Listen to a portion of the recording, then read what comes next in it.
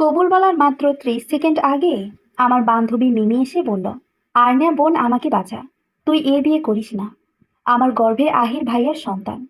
কথাটা শুনে চারদিকে হইচই শুরু হয়ে গেল। কেউ বলছে বিয়েতে তো সিনেমার কাহিনী শুরু হয়ে গেছে, আবার মনে হয় আমি কোনো দুঃস্বপ্ন দেখছি। চারদিকে যেন শুধু অন্ধকার। হঠাৎ করে আহিরের বাবা, অর্থাৎ আমার হবু শ্বশুর, একটা চিৎকার দিয়ে মিমিকে বললেন, এই মেয়ে, কে তুমি? আর কোন মতলবে এসেছো? আমার ছেলেকে ফাঁসাতে চাইতেছো? কিন্তু আমি বেঁচে থাকতে তা তুমি কোনোদিনও পারবে না। আহিরের বাবার কথা শুনে মিমি বলল, আঙ্কেল, বিশ্বাস করুন, আমি কোনো মিথ্যে কথা বলছি না, আমার কাছে সব প্রমাণ আছে। এই বলে মিমি একটা ফাইল আমার দিকে ছুটে মারল।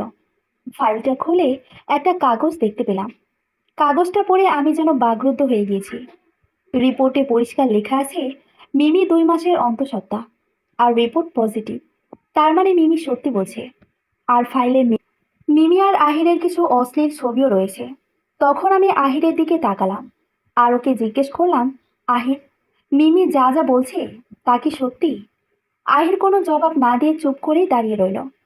ওর চুপ থাকা আমাকে আরো অবাক করে দিল। আমি চেয়েছি এইসব মিথ্যে প্রমাণিত হয়ে যায়, কিন্তু আহির চুপ থেকে প্রমাণ করে দিল ও আসলে দোষী, আর মিমি সব সত্যি বলছে। আহিরের ওপর আমার খুব রাগ হলো। নিজেকে নিয়ন্ত্রণ করতে না পেরে আমি আহিরকে কষে একটা চড় মারলাম আর বললাম, প্রতারক, তুই এভাবে একটা মেয়ের সর্বনাশ করলি, আর অন্য একটা মেয়েকে ফাঁসাতে চেয়েছিস তোর প্রতারণার জালে। তুই একটা প্রতারক। আহিরকে কথাগুলো বলে আমি মিমিকে নিয়ে ভেতরে চলে গেলাম। 30 মিনিট পর মিমিকে নিয়ে বাসার ভেতর থেকে বের হলাম। আমাকে আর মিমিকে দেখে সবাই বেশ অবাক হলো। আসলে আমার সমস্ত গয়না আর কাপড় মিমিকে পরিয়ে কনের সাজে স্টেজে নিয়ে এসেছি। মিমিকে নিয়ে এসে আমি বললাম, এখানে উপস্থিত সবাইকে আমি বলছি, বিশেষ করে আঙ্কেল, আপনাকে, আমার পক্ষে এই বিয়েটা করা সম্ভব নয়। তার চেয়ে বরং মিমিকে আপনার ছেলের বউ করে নিয়ে যান। এতে আপনার ছেলের পাপ কিছুটা হলেও কমবে। আর যদি মিমিকে আপনি বা আপনার ছেলে কেউ স্বীকৃতি না দেন, তাহলে আপনাদের সাথে কি হতে পারে তা একবার ভেবে দেখুন। আমার কথা শুনে আমার মা বলল, আর্নিয়া, তুই কি করছিস তুই জানিস? আমি বললাম, মা, আমি সব জানি। আর আমি এটাও জানি আমি ন্যায় বিচার করছি। প্রতারককে কোনোভাবেই আমি জিততে দিব না। আমার কথা শুনে আমার মা আর বড় ভাই আমার দিকে অসহায়ের মতো তাকিয়ে আছে, যেন তারা অসহায় দর্শক। আমি কাজী সাহেবকে বললাম, আপনি বিয়ে পড়ানো শুরু করে দিন। আমার কথা শুনে আহিরের বাবা বলল, আমি এ বিয়ে কিছুতেই মেনে নিব না। এমন থার্ড ক্লাস ফ্যামিলির মেয়েকে আমি কোনোদিনও আমার ছেলের বউ হিসেবে মানতে পারবো না। নিজের বাবার কথা শুনে আহির বাবার পা ধরে বলল, বাবা, আমি সত্যি মিমিকে ভালোবাসি। আমি শুধু তোমার চাপে পড়ে আর্নিয়াকে বিয়ে করার জন্য রাজি হয়েছি। আর্নিয়াকে বিয়ে করে আমি কোনোদিনও সুখী হতে পারবো না। আহিরের কথা শুনে যেন আমার পায়ের তলার মাটি সরে গেল। এই কি বলছে আহির, যার সাথে আমার 5 বছরের সম্পর্ক? প্রথম যেদিন কলেজে গিয়েছিলাম সেদিনই আহির আমাকে প্রপোজ করেছে, কিন্তু আমি পাত্তা দিই নাই। পুরো 1 মাস আমার পেছন পেছন ঘুরে আমাকে রাজি করিয়েছে। অথচ আজ সেই আহির বলছে আমাকে বিয়ে করলে নাকি সে কোনোদিন সুখী হতে পারবে না।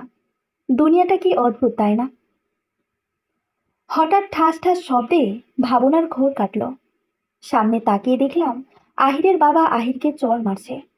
আহিরের বাবা একটু চুপ করে কাজী সাহেবকে বললেন, কাজী সাহেব, আপনি বিয়ে পড়ানো শুরু করেন।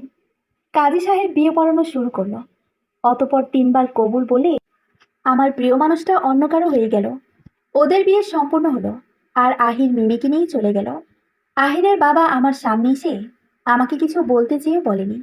এতক্ষণ আমার সাথে যা হয়েছিল তা যেন আমার দুঃস্বপ্ন ছিল। আমি এখনো বিশ্বাস করতে পারছি না আহির একজন প্রতারক। না জানি আর কত মেয়ের সাথেও প্রতারণা করেছে, আর কত মেয়ের জীবন নষ্ট করেছে। আমি দৌড়ে বাসায় ভেতরে চলে গেলাম। আমার ঘরে গিয়ে বিছানায় শুয়ে শুয়ে কাঁদছি। ইচ্ছা করছিল চিৎকার করে কাঁদি, কিন্তু তাও পারছি না। হঠাৎ করে কেউ আমার কাঁধে হাত রাখলো। তখন আমি চোখ মুছে সামনের দিকে তাকাতেই দেখি আমার বড় ভাই আসিফ। আমি ভাইয়াকে জড়িয়ে ধরে পাগলের মতো কাঁদতে শুরু করি। তখন ভাইয়া আমার মাথায় হাত বুলিয়ে দিতে দিতে বলে, কাঁদিস না বোন, দেখ আর্নিয়া, আল্লাহ যা করে সব সময় মানুষের ভালোর জন্যই করে। ভাইয়ার কথা শুনে আমি বললাম, কিভাবে মেনে নেব ভাইয়া, যার সাথে আজ 5 বছর ধরে আমি আহিরকে ভালোবাসি? এটা সবাই জানে, কিন্তু আহির কেন হঠাৎ করে আমার সাথে এমনটা করলো? আহির কি করে পারলো আমার সাথে এমনটা করতে? আমার কথা শুনে ভাইয়া একটু হেসে বলল, আরে, তুই শুধু আহিরের দোষী দেখছিস। ওই মিমি তো তোর বেস্ট ফ্রেন্ড ছিল, ও তো সব জানতো তোর আর আহিরের ব্যাপারে। তাহলে ও কি করে পারলো এমন প্রতারণা করতে? আমি বললাম, আহির প্রতারক। ও হয়তো নিজের ভালোবাসার জালে মিমিকেও ফাঁসিয়েছে। হয়তো মিমি কিছুই জানতো না। ভাইয়া বলল, শোন আনিয়া, আজ তোর সাথে যা হয়েছে তার জন্য আহির কোনোভাবে একা দোষী নয়। আর তাছাড়া ছেলে মেয়ে দুজনেই এক্ষেত্রে সমান দোষ থাকে। আর আমার মনে হয় আহির আর মিমি দুজনেই সমান দোষী। আর আজ যা হয়েছে তা তুই ভুলে যা। দেখবি আল্লাহ হয়তো তোর জন্য এর চেয়েও আরো ভালো কিছু রেখেছে। কথাগুলো বলে আমার ভাইয়া চলে গেল। সেদিন সারা রাত আমার একটুও ঘুম হয়নি। চোখের পানিতে বালিশ ভিজে গেছে। শুধু বারবার আমার ওর সাথে কাটানো স্মৃতিগুলোই চোখের সামনে ভাসছে। যখন বৃষ্টি হতো তখন আহির আমাকে বাড়ির বাইরে বাগানে ডাকতো। সেখানে দুজনে বৃষ্টিতে ভিজতাম। যখন বৃষ্টিতে ভিজে আমার চুলগুলি এলোমেলো হয়ে যেত, তখন আহির আমাকে বলতো, আর্নিয়া, এলোমেলো চুলে যেন তোমাকে পরিস্থানের পরীর রানীর মতো লাগে। আজ আহিরের বলা প্রতিটা মুহূর্ত আমি মিস করছি আহিরের সাথে কাটানো প্রতিটা মুহূর্ত। আহির কেন আমার সাথে এমন করলো? সকালবেলা যখন আমার ঘুম ভাঙে তখন ঘড়িতে 7:30 বাজে। ইস, আজ আমার ফজরের নামাজটাই পড়া হলো না। মা আর ভাইয়া কেউই আজ আমাকে ডাকলো না। উফ, ওরাও না, অসহ্য। বিছানা থেকে উঠে তাড়াতাড়ি করে ওয়াশরুমে গেলাম ফ্রেশ হতে। বেসিনের আয়নার দিকে তাকাতেই আমি অবাক হয়ে যাই, কারণ আমার চোখ দুটো খুব লাল হয়ে গেছে। হয়তো কালকে রাতে খুব কেঁদেছিলাম তাই। কোনো কিছু না ভেবে ফ্রেশ হয়ে নিলাম। আজ সকালে নাস্তা না করে কলেজের উদ্দেশ্যে রওনা হলাম। প্রতিদিন নাস্তা না করে ঘর থেকে মা বের হতেই দেয় না, কিন্তু আজ আমার জেদের সামনে সবাই হেরে গেল। যখন কলেজে যাচ্ছিলাম তখন পেছন থেকে পুরুষ কণ্ঠে কেউ আমাকে বলছে, দেখ দেখ, আমাদের পুরো কলেজের লিডার যাচ্ছে, যে কিনা আমাদের পুরো কলেজের সব দায়িত্ব পালন করে। আর শেষে কিনা তার হবু বাড়ি বিয়ের পিড়িতে তার সামনে অন্য একজন মেয়েকে বিয়ে করে তার হাত ধরে চলে গেছে। হা হা হা, এটা কি ভাবা যায়? কি লজ্জার ব্যাপার! ছি ছি ছি। পেছনে তাকিয়ে দেখলাম নীরব আর কয়েকটা ছেলে আমার পেছন পেছন আসছে আর কথাগুলো বলছে। নীরব আসলে একটা বখাটে ছেলে, পুরো ক্লাসের মধ্যে 1 নম্বরে বচ্চা ছেলে। নীরব আমাকে কয়েকবার প্রপোজও করেছিল, কিন্তু আহির ওকে মেরে নাক মুখ ফাটিয়ে দিয়েছে। সেই থেকে নীরব আমার পেছনে পড়ে আছে। নীরবের কথা শুনে আমি কোনো প্রত্যুত্তর করলাম না, সোজা হাঁটা শুরু করলাম। কারণ এখন আমি আর কোনো ফালতু ঝামেলায় জড়াতে চাই না। প্রায় কলেজে 15 মিনিট হাঁটার পর কলেজে পৌঁছালাম। আসলে আমার হাঁটার অভ্যেস আছে খুব, তাই বাসা থেকে কলেজ অবধি হেঁটেই আসি। কিন্তু আজ হাঁটতে আমার একদমই ভালো লাগছিল না, কারণ প্রতিদিন আহিরের সাথে গল্প করতে করতে কলেজে পৌঁছাতাম। কিন্তু আজ একাই আমার কলেজে আসতে হলো। আসার পথে আমি এদিক ওদিক তাকিয়ে দেখছিলাম আহিরকে, কিন্তু কোথাও দেখিনি। যখন কলেজে পৌঁছালাম তখন চারদিকের সবাই আমার দিকে তাকিয়ে আছে। হঠাৎ কোথা থেকে আমার বান্ধবী তিথি এসে আমাকে জড়িয়ে ধরে কাঁদতে শুরু করলো। তিথি আমাকে বলল, আর্নিয়া, কে থেকে কি হয়ে গেল? আমি কিছুই বললাম না। তিথিকে নিয়ে কলেজের ভেতরে চলে গেলাম। কলেজের ভেতরে গিয়ে আমি আর তিথি দুজনে গল্প করছি। তিথি খুব বকবক করছে, কিন্তু আমার ভালো লাগছে না। হঠাৎ করে আহির আর মিমিকে কলেজের রুমে ঢুকতে দেখে অবাকই হয়ে গেলাম। মিমি আহিরের হাত ধরে আছে। দুজনকে দেখে মনে হচ্ছে দুজনে বেশ খুশি। এদের দুজনের এমন কাণ্ড দেখে আমার কেমন লাগছে তা কাউকে বোঝাতে পারবো না। মনে হচ্ছে কেউ আমার কলিজায় তীর মেরেছে। ইচ্ছা করছে চিৎকার করে কাঁদি, কিন্তু তাও পারবো না। মনের অজান্তেই চোখ থেকে 2 ফোঁটা পানি বের হয়ে গেছে। মিমি প্রতিদিন আমার আর তিথির সাথে বসতো, কিন্তু আজ মিমি আহিরের পাশে বসেছে। হঠাৎ করে তিথি আমার মাথায় হাত রাখলো। আমি ওর দিকে তাকিয়ে দেখি ওর চোখের কোণে পানি। আসলে তিথি আমাকে নিজের বোনের মতোই ভালোবাসে। আমার কোনো কষ্ট ওর সহ্য হয় না। আমি তিথির দিকে তাকিয়ে বললাম, এই পাগলি, তুই কেন কাঁদছিস? তিথি বলল, ও কিছু না। আর্নিয়া, দেখ না, আহির আর মিমি কিসব যেন বলছে। তিথির কথা শুনে আমি ওদের তাকাতেই মিমি আমার দিকে তাকিয়ে একটা রহস্যময় হাসি দিল। ওর হাসি দেখে মনে হচ্ছে ও যেন জিতে গেছে আর আমি হেরে গেছি। মিমির হাসি দেখে তিথি অনেক রেগে গেল। তিথি আমাকে বলল, ইচ্ছা করছে মিমিকে একটা কষে চড় মারতে। ও একজন মেয়ে হয়ে কি করে অন্য একজন মেয়ের এমন সর্বনাশ করলো। শোন তিথি, তার আর কোনো প্রয়োজনই নেই, কারণ যা হওয়ার ছিল তা তো হয়েই গেছে। আল্লাহ ওদের পাপের শাস্তি ঠিক ওদের দিয়ে দিবে, তুই দেখিস। আমরা অনেকক্ষণ দুজনে মিলে গল্প গুজব করলাম। হঠাৎ করে কলেজের ঘন্টা বাজার শব্দ হলো। তখন বুঝতে পারলাম ক্লাস শুরু হওয়ার সময় হয়ে গেছে। ক্লাসে একজন টিচার আসলো। টিচারকে দেখে সবাই অবাক, কারণ আসলে উনি নতুন টিচার। স্যার ক্লাসে এসে স্যার বলল, আমার নাম নীল চৌধুরী, আমি তোমাদের নতুন ক্লাস টিচার। স্যারের সাথে একে একে সবাই পরিচিত হলো, কিন্তু স্যার আমার সামনে এসে আমাকে বলল, তুমি নিশ্চয়ই Arnia Chowdhury, right? Am I right? স্যারের কথা শুনে অবাক না হয়ে পারলাম না, কারণ স্যার যে কিভাবে আমার নাম জানে। আমার মুখের দিকে তাকিয়ে স্যার হেসে বলল, আর্নিয়া, তোমার অবাক হওয়ার দরকার নাই, তুমি এই কলেজের লিডার। আমি তোমার ব্যাপারে স্যারদের মুখে শুনেছি। আমি শুধু স্যারের কথা শুনেই যাচ্ছি, কিন্তু কিছু বলছি না। আসলে আমার কোনো কিছুই ভালো লাগছে না। স্যার ক্লাস শেষ করে চলে গেলেন। স্যার চলে যেতে নীরব আমার কাছে এসে বলল, তুই তো অনেক বিখ্যাত হয়ে গেছিস।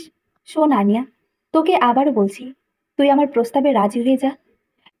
তুই কি ভাবছিস নীরব, তোর মতো একটা বখাটে ছেলের প্রস্তাবে আমি রাজি হয়ে যাব? দেখ, আর্নিয়া চৌধুরী এত পাগলও না। দেখ আর্নিয়া, তুই কিন্তু বেশি বাড়াবাড়ি করছিস। এর ফল কিন্তু ভালো হবে না, কথাটা মাথায় রাখিস। আর তোর কলিজার বয়ফ্রেন্ড দেখ, মিমির সাথে কেমন করে আছে। তোকে আহির আর কোনোদিন স্থান দিবে বলে তোর মনে হয়? আরে নীরব, এই আহিরের কাছে আমি কোনোদিন যাব? এটা তুই কি করে ভাবছিস? শোন, আমি ভাগ্যকে মানতে শিখেছি। আরে, আমি তো পারতাম আহিরকে জোর করে বিয়ে করে ওর বউ হতে, কিন্তু তা আমি করিনি, কারণ আমি নিজের ভাগ্যকে মানতে শিখেছি। আশা করি তোর আর কিছু বলার নাই।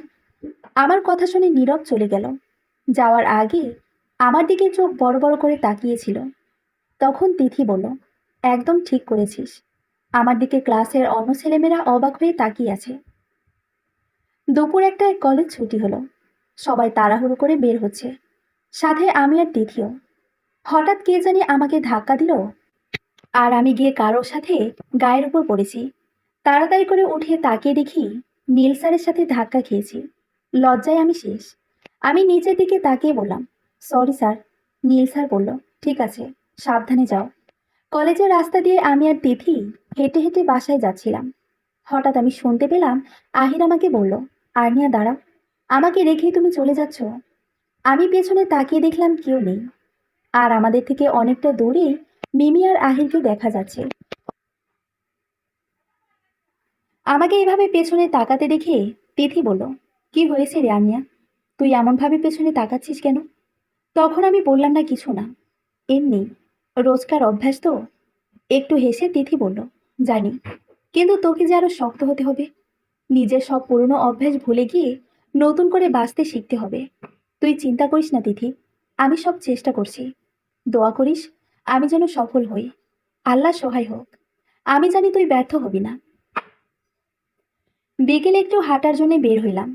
প্রতিদিন তো বাড়ির সামনের বাগানে পায়চারি করি, কিন্তু আজ ইচ্ছা করছিল অন্যদিকে যাই।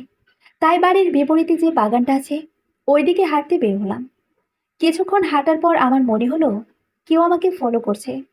মনের ভেতরে অজানা ভয় নিয়ে পেছনে তাকিয়ে দেখলাম কেউ নেই। হয়তো আমার মনের ভ্রম ছিল। আবারও হাঁটতে শুরু করলাম। হঠাৎ আবারও মনে হচ্ছে কেউ আমার পেছন পেছন আসছে। আমি কিছু বুঝে ওঠার আগেই কেউ আমার মুখে রুমাল চাপা দিয়ে আমাকে অজ্ঞান করে দিল। আমার আর কিছু মনে নেই। আমার যখন জ্ঞান ফিরল, তখন আমি দেখলাম আমি একটা অন্ধকার রুমে আছি, হাত পা বাঁধা অবস্থায়। আমি আপ্রাণ চেষ্টা করছি হাত পায়ের বাঁধন খুলতে, কিন্তু পারছি না। হঠাৎ করে কেউ রুমে আসলো আর লাইট অন করলো। আমি আস্তে আস্তে চোখ মেলছি। চারদিকটা কেমন জানি ঝাপসা ঝাপসা লাগছে। হঠাৎ করে সামনের দিকে তাকিয়ে দেখলাম নীরব আর তার বন্ধুরা দাঁড়িয়ে আছে। কে সুইটহার্ট, তোমাকে বলেছিলাম না আমার প্রস্তাবে রাজি না হলে এর ফল ভালো হবে না। কথায় আছে না, সোজা আঙ্গুলে ঘি না উঠলে আঙ্গুলটা বাঁকাতে হয়। নীরব, তুই কিন্তু ভুল করছিস। এর ফল কিন্তু ভালো হবে না। এখনো সময় আছে, আমাকে যেতে দে। আহ সুইটার্ট, এত অধৈর্য হচ্ছ কেন? আমি তো আছি। আর তোমাকেও বাসায় নিয়ে যাব। তবে তোমার বাসায় না, আমার সাথে আমার বাসায়। নীরব, তুই কিন্তু ভুল করছিস। আরে, আমি জীবনে তোর বাসায় যাব না, মনে রাখিস। আরনিয়া চৌধুরী অন্যায়ের কাছে কোনোদিন মাথা নত করেনি, আর আজও করবে না। শোন আরনিয়া, আমি তোকে বিয়ে করতে চাই, আর এই মুহূর্তে সেটা করব। হা হা হা। সেইটা শুধু তোর স্বপ্নই থাকবে, আর তা কোনোদিনও বাস্তবে পরিণত হবে না। আমি জানি তোর মতো জেদি মেয়েকে কখনো আপোস করা যাবে না। শুধুমাত্র তোর জন্যে আহির আমার গায়ে একবার না, চারবার হাত তুলেছে। আহির যা করেছে ঠিক করেছে। তোর অন্যায়ের শাস্তি দিয়েছে আহির তোকে। যা করেছে বেশ করেছে। কে বললি তুই? তুই সীমা ছাড়িয়ে গেছিস। অনেক হয়েছে, আর না। এই বলে নীরব আমার উপর ঝাঁপিয়ে পড়ল। আমি তো চিৎকার দিয়ে বেহুশ। হঠাৎ কেউ দরজায় জোরে জোরে কড়া নাড়তে শুরু করলো। নীরব চিৎকার দিয়ে, আহ, এই সময় আবার কে আসলো? অসহ্য। এই মেয়েটাকে তো উচিত শিক্ষাটা দিতেও পারছি না। নীরব যখন দরজা খুলল, তখন দেখলো দরজায় নীল স্যার আর তিনজন পুলিশ অফিসার দাঁড়িয়ে আছে। নীল স্যার প্রচণ্ড জোরে নীরবকে একটা চড় মারলেন, আর বললেন, অসভ্য, বদমাস, তুই এতটা নোংরা। নীল স্যার পুলিশ অফিসারদের বলল, স্যার, এই বদমাসটাকে নিয়ে যান, আর এমন শিক্ষা দিন যাতে কোনোদিন আর মেয়েদের সাথে অসভ্যতা করার কথা জীবনেও না ভাবতে পারে। নীরবকে পুলিশেরা নিয়ে গেল। তারপর নীল স্যার আমার কাছে আসলো, আমার হাত পায়ের বাঁধন খুলে দিল। আর্নিয়া, তুমি ঠিক আছো তো? হ্যাঁ স্যার, কিন্তু আপনি যদি ঠিক সময় মতো না আসতেন, জানি না আমার কি হতো। আপনাকে অনেক ধন্যবাদ স্যার। ধন্যবাদ দেওয়ার কিছু নেই আর্নিয়া, আমি তোমার পাশের ফ্ল্যাটেই থাকি। তুমি যখন হাঁটতে যাচ্ছিলে, আমি তোমার পেছন পেছন গিয়েছিলাম, কিন্তু তখন আমার মা কল করেছিল, তাই আমি একটু অন্যদিকে ফিরছিলাম। আর এই বদমাস নীরব সেই সুযোগটাই নিয়েছে। আচ্ছা স্যার, এইবার চলুন। আমার মা আর ভাইয়া নিশ্চয়ই এখন অনেক চিন্তা করছে। আচ্ছা চলো তাহলে। স্যার বাইক নিয়ে এসেছিল। স্যার আমাকে বলল, আর্নিয়া, তুমি আমার বাইকের পেছনে বসো। কি আর বলবো, প্রথমবার বাইকে উঠছি, খুব ভয় ভয় লাগছে। আর্নিয়া, তুমি ঠিক করে বসো, আর আমার কাঁধে তোমার একটা হাত রাখো। কথাটা বলে স্যার আমার ডান হাতটা ধরে নিজের কাঁধের উপর রাখলো। ছি ছি ছি, লজ্জায় আমার চোখ মুখ লাল হয়ে গেছে। যখন স্যারের বাইকে চড়ে যাচ্ছিলাম, তখন কেমন জানি লাগলো। কিছু দূর যাওয়ার পর দেখলাম আহির রাস্তার উপর দাঁড়িয়ে আছে, সাথে আরো দুটো ছেলে। আমি আহিরকে দেখে স্যারের কাঁধের ওপর আরো রোমাঞ্চকরভাবে হাত রাখলাম, যাতে ওর মনে হয় আমি স্যারের সাথে ঘুরতে এসেছি। তাছাড়া আমার পরনে ছিল টি শার্ট, প্লাজো আর ওড়না। হঠাৎ কেউ দেখলে মনে হবে আমরা বয়ফ্রেন্ড আর গার্লফ্রেন্ড। আহির, স্যার আর আমাকে দেখে বেশ চমকে গেল। একদম বড় বড় চোখ করে আমাদের দিকে তাকিয়ে আছে। আমিও আহিরের দিকে তাকিয়ে দাঁত কেলিয়ে কেলিয়ে হাসছি। আমাকে তুই অনেক কাঁদাইছিস, এইবার দেখ তোর সাথে আমি কি করি। একটু পর বাসার গেটের সামনে এসে পৌঁছালাম। আর্নি, এবার সাবধানে নামো। হ্যাঁ স্যার। আচ্ছা স্যার, আমি চলি। অনেক অনেক ধন্যবাদ আপনাকে। আচ্ছা, বাসায় গিয়ে রেস্ট নাও, আর একদম চিন্তা করবে না, সব দুঃস্বপ্ন মনে করো। আচ্ছা স্যার, আল্লাহ হাফিজ। স্যারের সাথে কথা বলে বাসায় ফেরার পর মা বলল, আর্নিয়া, তুই কোথায় ছিলি? সন্ধ্যা হয়ে গেছে, আসিফ তোকে খুঁজতে বাহির হয়েছে। মা, আমি তোমাকে সব পরে বলছি, আগে ভাইয়াকে বাসায় আসতে বলো। মা কল করে ভাইয়াকে বলল আর্নিয়া বাসায় চলে এসেছে, আর ভাইয়াকে বলল বাসায় চলে আসতে। একটু পর ভাইয়া বাসায় চলে আসলো। ভাইয়া এসে তো রেগে আগুন। তারপর আমি ভাইয়াকে সব কথা খুলে বললাম। সব শুনে ভাইয়া আর মা তো অবাক। আর্নিয়া বোন, তুই সাবধানে থাক। দেখ, আমাদের ওপর থেকে কিন্তু এখনো বিপদ শেষ হয়নি। রাতের বেলা বসে বসে পড়তেছি। রাত তখন 9:30 বেজেছে। হঠাৎ করে মোবাইলের রিং বেজে উঠল। আমি মোবাইলটা হাতে নিয়ে দেখলাম আননোন নাম্বার। ইস, এই সময় আবার কে কল করলো? যত সব লেখাপড়ার মুড নষ্ট করার চক্রান্ত। হ্যালো, কে বলছেন? হ্যালো আর্নিয়া, তুমি কেমন আছো এখন? জি, মোটামুটি ভালো আছি। কিন্তু আপনি কে? আমি আপনাকে তো চিনলাম না। আর্নিয়া, আমি নীল, তোমার স্যার। ও আচ্ছা, সরি স্যার, আমি আপনাকে প্রথমে চিনতে পারিনি। আচ্ছা, ঠিক আছে, সমস্যা নাই। আনিয়া, তোমাকে একটা কথা বলার ছিল। জি স্যার, বলুন। 2 দিন পর তো কলেজের সাংস্কৃতিক অনুষ্ঠান। তুমি যদি ওই দিন শাড়ি পরে কলেজে আসতে, তাহলে আমার অনেক ভালো লাগতো। কি আর বলবো, স্যারের কথা শুনে আমার কেমন জানি লাগলো, যেন আমাকে আহির বলছে এইসব কথা। আগের সাংস্কৃতিক অনুষ্ঠানের সময় আহির আমাকে বলতো, আনিয়া, আজ কিন্তু তোমাকে শাড়ি পরে আসতেই হবে। আর হ্যাঁ, চুলে খোপা করবে, আর সাথে খোপায় যেন বেলি ফুলও থাকে। আজ আমি তোমাকে মন ভরে দেখব। কি হয়েছে তোমার আনিয়া? তুমি কোনো কথা বলছো না যে? বোবার মতো এমন চুপ করে আছো কেন? স্যার, আমি কি বলবো, বলার ভাষা খুঁজে পাচ্ছি না। আনিয়া, কি যে বলো। যাই হোক, সব তোমার ইচ্ছা। রাখছি, ভালো থাকবা। স্যারের কথা শুনে আমি হতবুদ্ধ হয়ে গেলাম। স্যার আমাকে বলছে শাড়ি পরে কলেজে যেতে। এইটা কি ভাবা যায়? নাকি কাউকে বলে কেউ বিশ্বাস করবে? পরের দিন সকালবেলা কলেজে যাচ্ছিলাম, একটু তাড়াহুড়ো করে। কারণ আজ বাদে কাল আবার কলেজের সাংস্কৃতিক অনুষ্ঠান। যেহেতু আমি কলেজের লিডার, সেহেতু আমার অনেক কর্তব্য রয়েছে। কলেজের রাস্তা ধরে আপন মনে হাঁটছি। চারদিকে প্রাকৃতিক দৃশ্য দেখে মনোমুগ্ধকর হয়ে গেলাম। রাস্তার দুপাশে সবুজ শ্যামল গাছগাছালি, চারদিকে পাখিদের কিচিরমিচির ডাক। আহ, এই দৃশ্য দেখে সত্যি যে কেউ অবাক হয়ে যাবে। আমি চারদিকের এই প্রাকৃতিক সৌন্দর্য উপভোগ করছি। হঠাৎ মনে হলো পেছন থেকে কেউ ডাকছে, আনিয়া দাঁড়াও, আমিও আসছি। সঙ্গে সঙ্গে পেছনে তাকিয়ে দেখলাম কেউই নেই। চারদিক জনশূন্য, নিস্তব্ধ। আহ, নিশ্চয়ই এটা আমার ভ্রম ছিল। জানি না এই অভ্যাসটা কবে বদলাবে। 15 মিনিটের মতো হেঁটে কলেজে পৌঁছালাম। কলেজে গিয়ে দেখলাম সবাই কাজ করছে। আরে আনিয়া, তুমি আসতে এত দেরি করলে কেন? চমকে গিয়ে পেছনে তাকিয়ে দেখি মামুন স্যার। আসলে স্যার, বাড়ি থেকে ঠিক সময়ে বের হয়েছি, কিন্তু পায়ে হেঁটে আসতে আসতে একটু লেট হয়েছে। আচ্ছা যাও, ক্লাসে গিয়ে কিছুক্ষণ রেস্ট নাও। আচ্ছা স্যার। মামুন স্যার আসলে ফুফাতো ভাই। আমি যেই কলেজে পড়ি, তিনিও সেই কলেজের শিক্ষক। সেই সুবাদে আমি ওনাকে মামুন স্যার বলেই ডাকি। তাছাড়া ছোটবেলা থেকে মামুন স্যার আমাকে নিজের ছোট বোনের চোখেই দেখে। আমি ক্লাসে গিয়ে ব্যাগ রাখলাম, কিন্তু আজ তেধিকে দেখতে পাচ্ছি না। ওর ব্যাগ কিন্তু ক্লাসে রাখা আছে। জানি না ওই গাধিটা আবার কোথায় চলে গেল। সরি আনিয়া। হঠাৎ সরি কেন? আসলে আনিয়া, কাল মিমির ব্যবহারের জন্য আমি খুবই লজ্জিত। মিমির হয়ে আমি তোমার কাছে ক্ষমা চাইতেছি। যার তার কথায় আমি কিছু মনে করি না।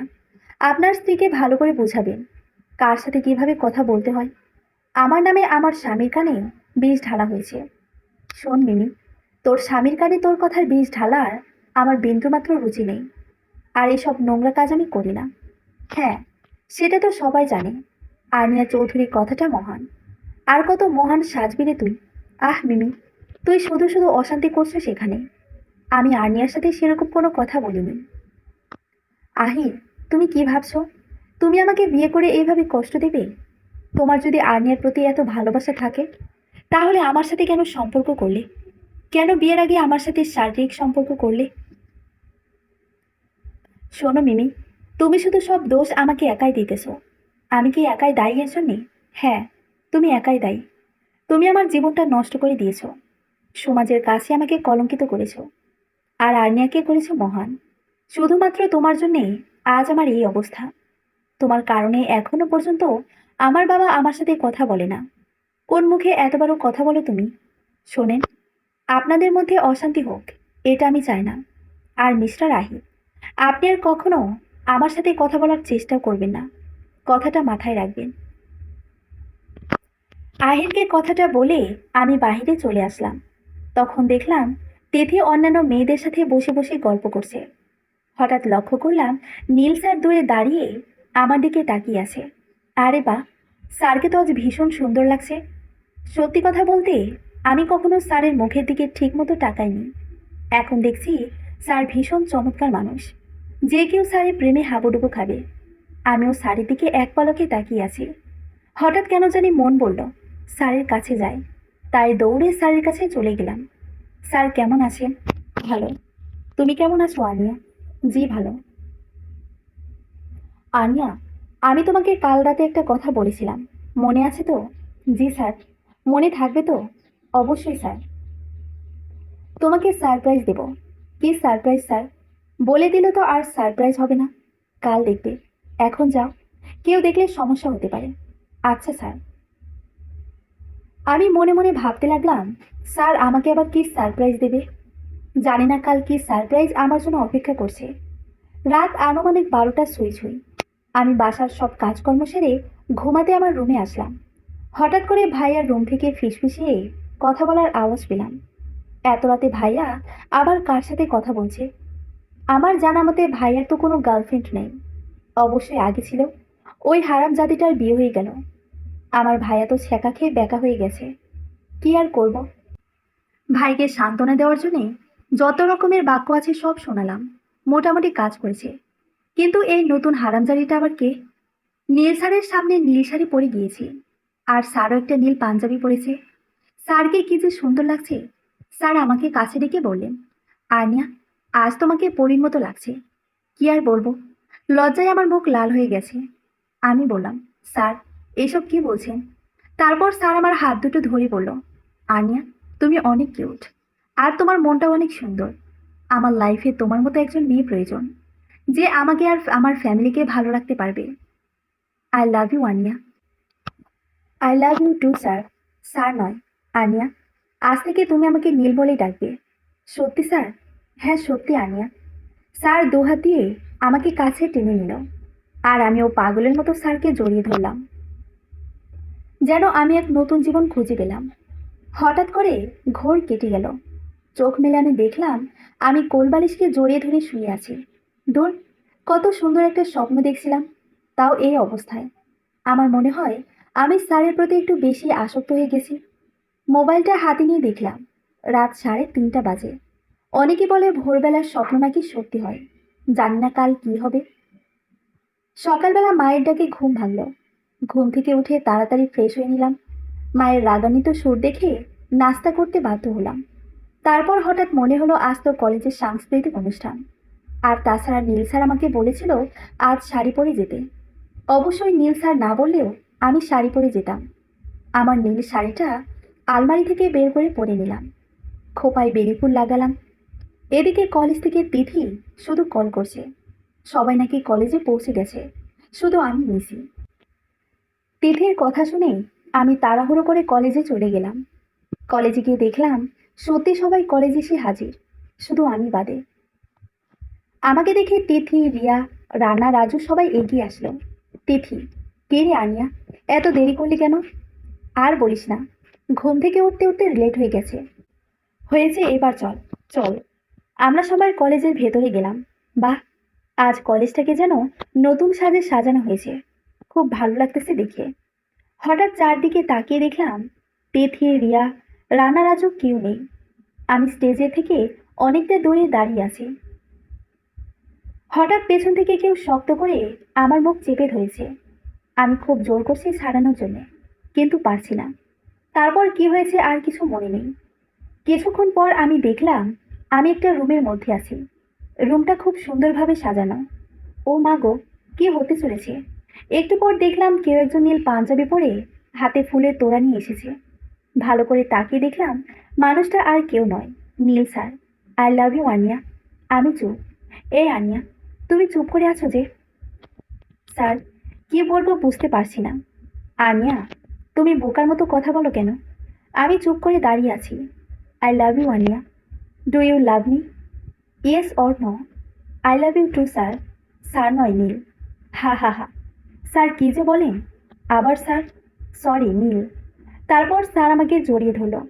আর আমিও স্যারকে জড়িয়ে ধরলাম, ঠিক কাল রাতের স্বপ্নের মতো। অবশেষে আমার স্বপ্নটা সত্যি হলো। কি যে আনন্দ লাগছে! হঠাৎ খেয়াল করলাম খুব জোরে জোরে কারা যেন হাততালি দিচ্ছে। পিছন ফিরে তাকিয়ে দেখলাম তিথি, রিয়া, রাজু আর মামুন স্যার। ওদের দেখে আমি বেশ অবাকই হলাম, আবার খুব ভয়ও পেয়ে গেলাম। মামুন স্যার, অভিনন্দন। ধন্যবাদ মামুন, তুই না থাকলে সবকিছু সম্ভবই হতে পারতো না। মামুন স্যার, ধুর পাগল, তুই আমার বন্ধু, আর তোর জন্য আমার এতটুকু করা কর্তব্যের মধ্যে পড়ে। ধন্যবাদ মামুন। আমার আর নীলের সম্পর্ক খুব ভালোভাবে চলতে লাগলো। এর মধ্যে একদিন নীলের বাবা মা এসে আমাকে দেখে গেল। কি আর বলবো, নীলের বাবা মা খুব ভালো মনের মানুষ। তারা আমাকে দেখে খুব খুশি হলো। আর তাছাড়া নীল তাদের একমাত্র সন্তান, তাই সন্তানের পছন্দই তাদের কাছে সব। হঠাৎ একদিন আমার বিয়ে হয়ে গেল, কিন্তু খুব নর্মাল ভাবে।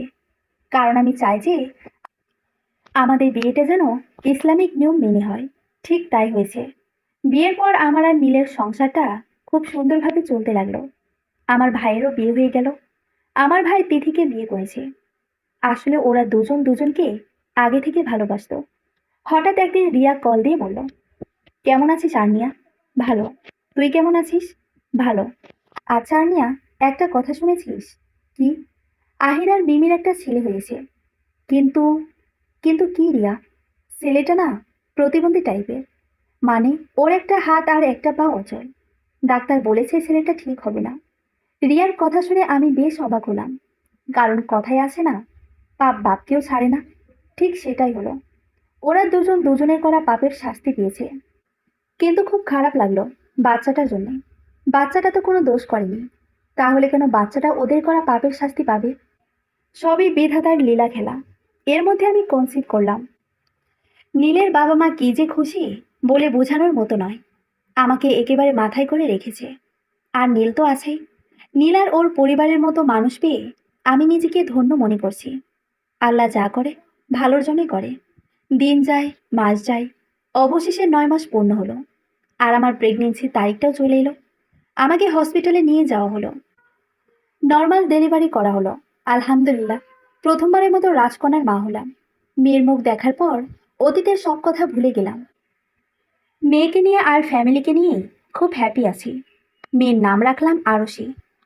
2 বছর পর একদিন আমি নীল আর আরশিকে নিয়ে একটু বাইরে ঘুরতে গিয়েছিলাম। হঠাৎ রাস্তায় আহিরকে দেখলাম। আগের মতো আর সেই মায়া ভরা চেহারা নেই। চোখের নিচে কালো দাগ পড়ে গেছে। চেহারা অনেক ফ্যাকাশে হয়ে গেছে। আহির আগ বাড়িয়ে আমার সাথে কথা বলার চেষ্টা করলো, কিন্তু আমি আরশিকে নিয়ে চলে আসলাম। পরে নীল আহিরের সাথে কথা বলল। পরে নীলের মুখে শুনলাম আহিরকে নাকি ওর মা বাবা বাড়ি থেকে বের করে দিছে। কারণ মিমি আহিরের বাবা মাকে সহ্য করতে পারতো না। বাড়ির কোনো কাজে হাত লাগাতো না। সারাদিন শুধু ছেলেকে নিয়েই ব্যস্ত থাকতো। ওরা নাকি এখন মিমিদের বাসায় থাকে। আবার এটাও শুনছি মিমি আর আহিরের সম্পর্কটা আর ভালো নেই। আহির নাকি অনেকবার মিমির গায়ে হাত পর্যন্ত তুলেছে, কিন্তু মিমিও সহ্য করে আছে। কারণ আহির যদি ওকে ছেড়ে চলে যায়, তাহলে মিমির বাবা মা মিমিকে মেরে ফেলবে। ওদের এসব কাহিনী শুনে আমার মনে হলো আমি অনেক শান্তিতে আছি। আর এখন শুধু নিজের স্বামী আর মেয়েকে নিয়ে ভাবি। আপনারা সবাইও আমার জন্য দোয়া করবেন, আমি যেন সারা জীবন সুখে থাকতে পারি। সমাপ্ত।